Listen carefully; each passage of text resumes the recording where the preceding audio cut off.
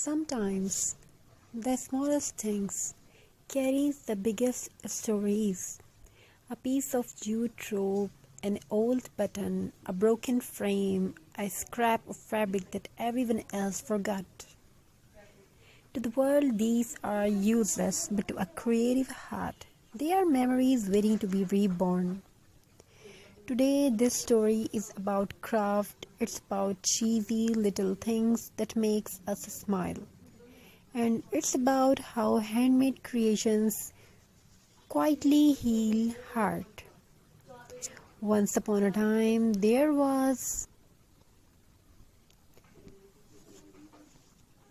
a small house at the edge of a busy street. Cars passed by, people hurried, life moved fast, but inside the house, time moved slowly, gently, creatively.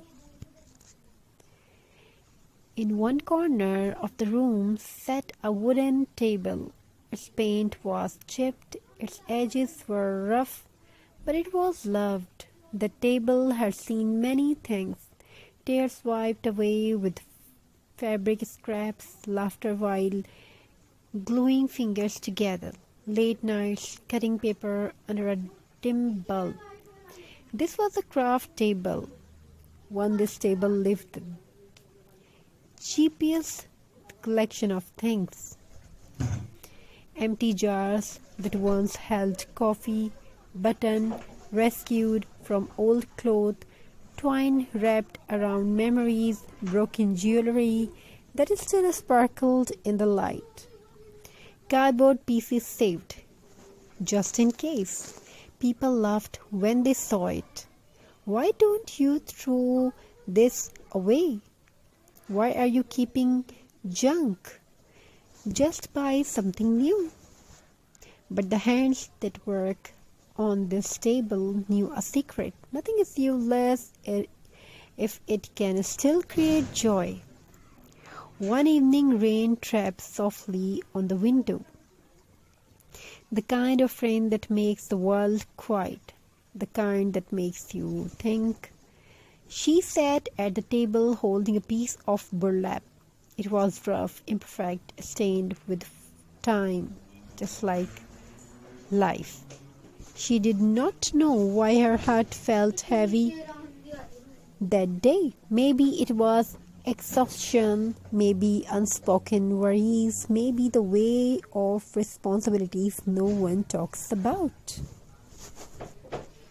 So she did what she always did. She crafted. She wrapped jute around an old glass bottle slowly, carefully, one turn at a time.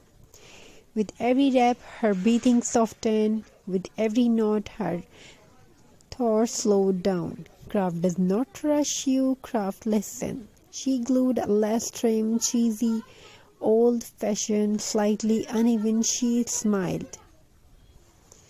It reminded her of childhood, of school projects made the night before deadlines, of glue-stained finger and proud smiles. Craft has a funny way of bringing us back to who we were before the world told us to be serious. She added dried flowers, no perfect ones, the slightly broken kind. Because perfect flowers don't tell story, broken ones do. She stepped back and looked at her creations. It was not expensive, it was not trendy, but it was warm, honest, alive. That's the magic of handmade things. They don't scream for attention, they whisper comfort.